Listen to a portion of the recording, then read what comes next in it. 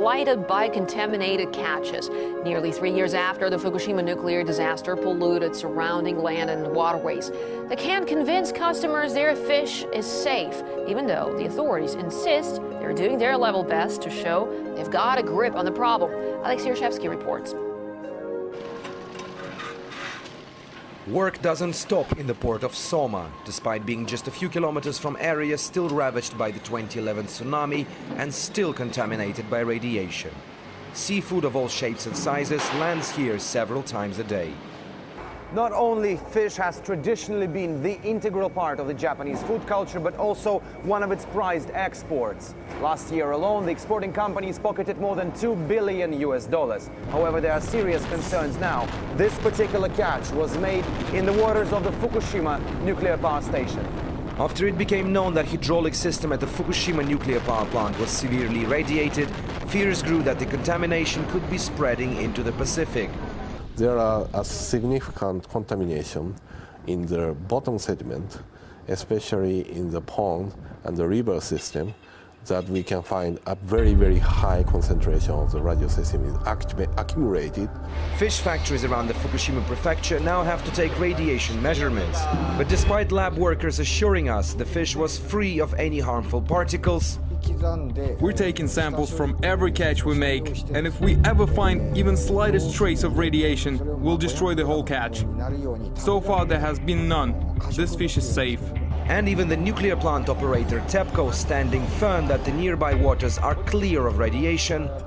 The situation is pretty much under control. We've built fences not to let polluted groundwaters leak into the ocean. We were surprised to learn that most of the seafood we saw at the port of Soma will never make it to the shelves of fish markets or restaurant tables. Most of the fish caught within the 30-kilometer radius is thrown into the garbage because it is radiated, and TEPCO is paying local fishermen for it. So they're happy and keep silent. Some of it, though, makes it to stores, but only locally. Seafood firms here are under threat, and there are 5 prefectures possibly affected by contamination in the sea, accounting for almost 40,000 tons of fish per year. But things may get even worse as the 3rd anniversary of the Fukushima disaster approaches. South Korea has become the first country to ban Japanese fish and seafood imports. Alexei Reshevsky, RT, reporting from Japan. 17th of January in Fontana, California, a magnitude 4.4 earthquake jolted the inland region about 50 miles, that's 80 k's east of Los Angeles, but no significant damage or injuries were reported. And it was centered 3 miles north of the San Bernardino county city of Fontana at a depth of 2 miles. On January the 18th in Azerbaijan, the eruption of the Shai Hazarili volcano, one of the most active and largest mud volcanoes in Azerbaijan, occurred due to an earthquake. On January the 20th, there was an earthquake on the North Island of New Zealand.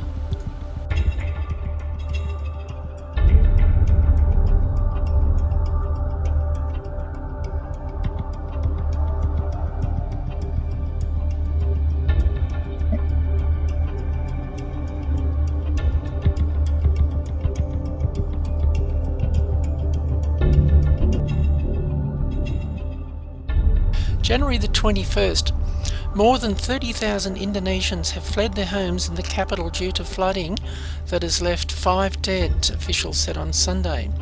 People were using rubber dinghies and wading through waist-deep water to reach safe ground. Many parts of Jakarta were under murky brown water after days of torrential rain had produced the city's first significant floods of the month-long rainy season. In Italy, a 31-year-old nun has given birth to a baby boy in Rieti in Italy after experiencing abdominal pains. Now, she thought she had stomach cramps. She was taken to a hospital. She gave birth to a baby and named him Francis after the current Jesuit Pope. The nun, originally from El Salvador, claimed she had no idea she was pregnant. I find that very hard to believe. After listening to a 2-hour CD about Sister Charlotte, who was detained for a long time in the United States, she explained all the goings-on in the nunnery and how the priests were coming in and raping some of the nuns. So I find it a bit hard to believe. 22nd of January. Many stores are closing across the United States. Is this a sign of the times? Get ready for the next era in retail, one that will be characterised by far fewer shops and smaller stores. Sears said that it will shutter its flagship store in downtown Chicago, and it's the latest of about 300 store closures in the United States. So it follows after the departure of JCPenney and Macy's.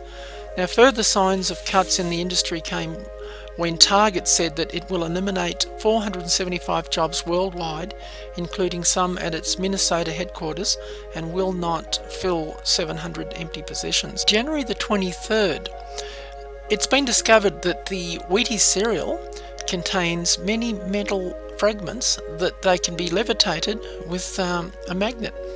Now, the Wheaties breakfast cereal manufactured by General Mills has been found to contain microscopic fragments of metal that individual flakes can be lifted and carried using common magnets. And that's pretty shocking. I don't mind my Wheaties, but I don't like my Wheaties with steel.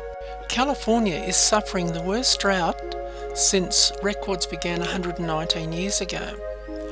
They've declared an emergency with 90% of America's most populous state now suffering severe drought following its driest year since records began. While much of the rest of the United States was hit by a polar vortex, which brought bitter cold and snow, California continued to bake, leaving reservoirs and rivers depleted. The Sierra Nevada snowpack, from which most of the state's water ultimately originates, is now at 17% of its normal January level. The Golden State is, as one climatologist put it, as dry as a box of popcorn in the desert. We're facing perhaps the worst drought California has ever seen since records began being kept about 100 years ago. January the 25th, the 23 trillion credit bubble in China is starting to collapse. And is a global financial crisis right on our doorstep? Did you know that financial institutions all over the world are warning that we could see a mega default on a very prominent high-yield investment product in China? We are being told that this could lead to a cascading collapse of the shadow banking system in China, which could potentially result in sky-high interest rates and a precipitous plunge in credit. In other words, it could be a Lehman Brothers moment for Asia. And since the global financial system is more interconnected today than ever before, that would be very bad news for the United States as well. Now also, the euro is having a bit of a meltdown. Germany's Bundesbank calls for bank bail-ins to avert government bankruptcies. The Bundesbank said on Monday that countries about to go bankrupt should draw on the private wealth of their citizens through a one-off capital levy before asking other states for help. So there you go, Eurozone. They're about to take your money, take your savings and your superannuation. Now, the fears of a global bank run are spreading from the Hang Seng Bank in China. They were limiting large cash withdrawals. And Lloyd's, the ATMs were going down in Lloyd's. Now, Bloomberg reports that my bank, one of Russia's top 200 lenders, has introduced a complete ban on cash withdrawals until next week, so they say. The ruble has been losing ground rapidly recently. A fox has become the latest victim to freeze to death in Scandinavia's waters. It was found frozen solid in a lake in southern Sweden. The animal was discovered by a skater on Lake Bunn near Jönköping, who originally thought it was a piece of foam rubber, but he found the poor dead fox in the ice with its head just above the surface. It follows recent animal ice deaths in Scandinavia, where an entire shoal of fish were photographed off the coast of Norway, frozen to death, and also a moose had suffered the same fate. January the 26th, America is set for the coldest month of the century as weather forecasters predict yet another freezing blast of Arctic air. Temperatures have already hit record lows, at times making parts of the US colder than the North Pole, and they are expected to plunge in the coming days. January the 27th, the Earth's magnetic field is collapsing and it could affect the climate and wipe out power grids. Deep within the Earth, a fierce molten core is generating a magnetic field capable of defending our planet against devastating solar winds. The protective field extends thousands of miles into space, and its magnetism affects everything from global communication to animal migration and weather patterns. But this magnetic field, so important to life on Earth, has weakened by 15% over the last 200 years, and this scientists claim could be a sign that the Earth's poles are about to flip. Experts believe we are currently overdue a flip, but they're unsure when this could occur. If a switch happens, we would be exposed to solar winds capable of punching holes into the ozone layer. Now that wouldn't be good. January the 29th, Beijing's air pollution reaches crisis levels.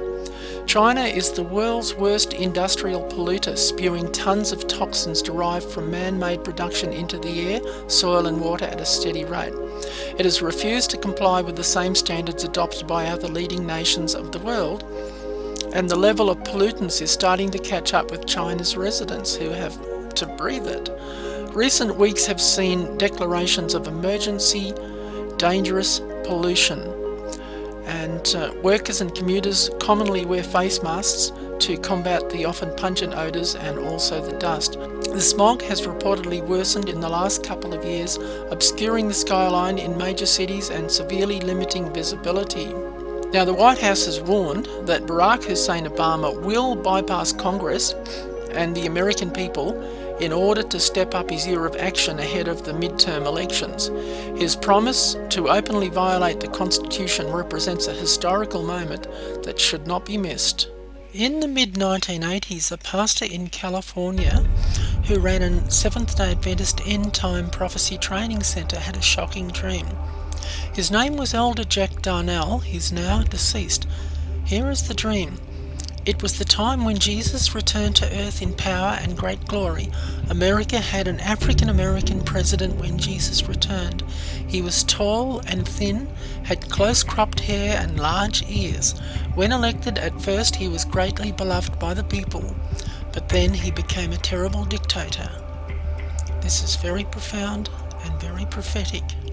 In Guatemala, a volcanic eruption in this Central American nation is forcing nearby evacuations and has closed the area off to tourism, according to reports from AAP sources in the area.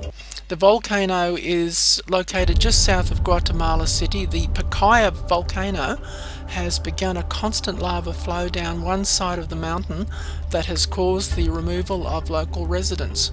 Quite quickly, I'd imagine. There have also been intermittent explosions and clouds of ash being tossed into the air. Great earthquakes shall be in divers places, and famines, and pestilences, and fearful sights and great signs shall there be from heaven. Luke 21 verse 10. And there shall be signs in the sun, and in the moon, and in the stars, and upon the earth distress of nations, with perplexity, the sea and the waves roaring, men's hearts failing them for fear, and for looking after those things which are coming on the earth. For the powers of heaven shall be shaken, and then shall they see the Son of Man coming in a cloud with power and great glory. And when these things begin to come to pass, then look up, and lift up your heads, for your redemption draweth nigh. Luke 21 verses 25 to 28.